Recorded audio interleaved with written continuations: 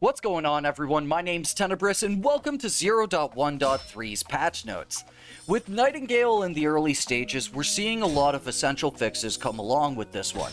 We're still a few steps away from new content in the game, but the updates so far have been very focused and effective at getting things up to snuff here. From the addition of auto-stacking, to fixing progression blockers, and a ton of improvements and crash fixes, Nightingale's patches have been steady and consistent. In today's update, we're seeing the reintroduction of reclaiming ingots, fixes to crops, and a huge fix for production-related cards such as the Alchemist and Quarry cards. So let's go through these patch notes, then do some light testing here in the game to see how these changes are playing out. First up, for bug fixes and progression blockers, completing Nellie Bly's Elder Eoten quest no longer blocks Ludovine St. Clair's quests. Then bound puppeteers should no longer cause disconnects around the Gloom site of power. Then for art and visual, quartz no longer has an unintentional glow at nighttime, and sun no longer bleeds through clouds around foliage. For NPCs, they fixed some instances of creatures spawning under rocks in desert realms, and players should no longer see quests that cannot be completed due to finishing a conflicting quest branch. For example, taking the pacifist route option will not show if the aggressive route is completed for that quest instance. These are the quests like where you trade with the Sun Giant or decide to take the resources from him. Then for resources, the Forge, Quarry, and Alchemist Miner cards now correctly increase related resource yields as per the card's description, which is absolutely huge. And then planted carrots and Delphinium now grow as intended, which is real nice. Delphinium looks nice. And last but not least, for miscellaneous, mini vaults can now reopen from inactive portals. These mini vaults are the ones found within realms at Fey portals, and not the vaults you open with a card. So for game changes, we have a few to look at. The first is one I'm very curious to know what you all will think of here. And that is that death chests have been removed. Dying in 0.1.3 will now cause loss of durability, food buffs, and time. A death icon will still mark where the player died in case they wish to revisit the location, and can be removed from the realm map.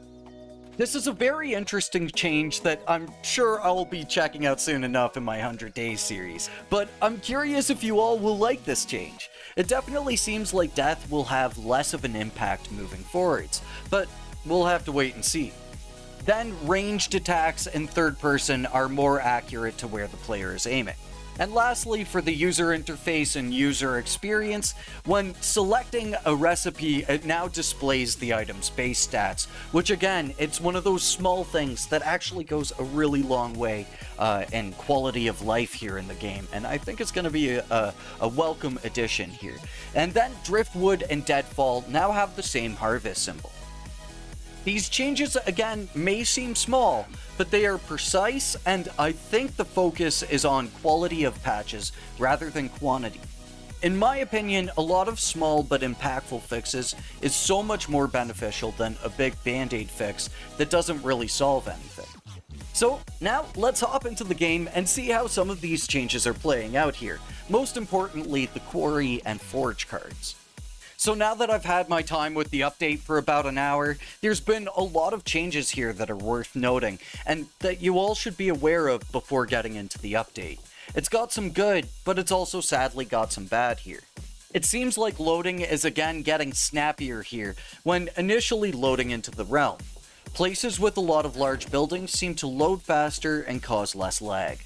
Frames are good and stable upon loading into a realm, but after a while of playing in a realm with a lot of builds, the frames seem to tank, only being fixed with a relog. Playing the Quarry card works, which is great. Same can be said for Alchemist and Forge cards. It's good to have the more powerful early game cards working as they should. A reminder though that Quarry only works on stone, so not gemstone or ore at this point. And the one thing that's probably the biggest disappointment here, for me at least, the removal of dash flying with umbrellas. I'm not here to gripe or moan, but it was a really fun method of movement. It was skill-based, stamina-intensive, so you couldn't really efficiently fly until late game, and had a lot of nuance in the ability to fly upwards or have a more horizontal trajectory.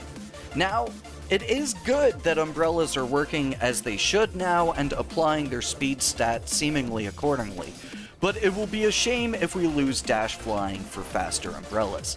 It'd be great to see a middle ground maybe, where umbrellas are fast, but you can still interrupt them and do a dash in midair.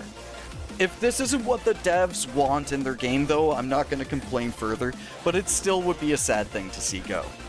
We do still have some other methods of flight, but none will ever be as applicable as umbrella dashing.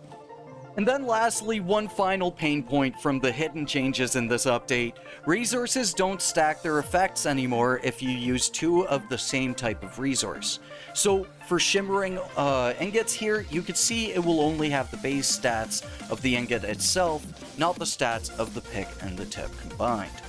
This might just be an unintended change, so we don't need to jump the gun here, but in case if this is intended, it really convolutes crafting in a way that isn't beneficial. Combining multiple resources with good effects is pretty straightforward, and I think that some things need to be simple just so that not everything in the game is spent referring to spreadsheets.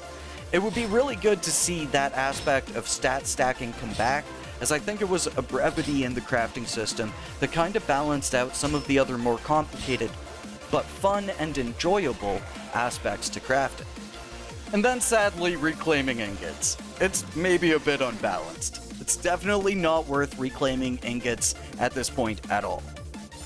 So, there we go, a bit of a mixed bag, but again, this is just my opinion on some of these things. I want to know, what do you folks think of some of these hidden changes? Let me know in the comments down below. Again, it's very early on in Nightingale's development, so what happens from here is anyone's guess, but hopefully we'll keep some of the fun aspects of this early development in the long run of Nightingale. So, for now, thank you for watching, hearing me out, and let's look forward to what's next for Nightingale in the coming months. But either way, cheers folks, and I will catch you all in the next one.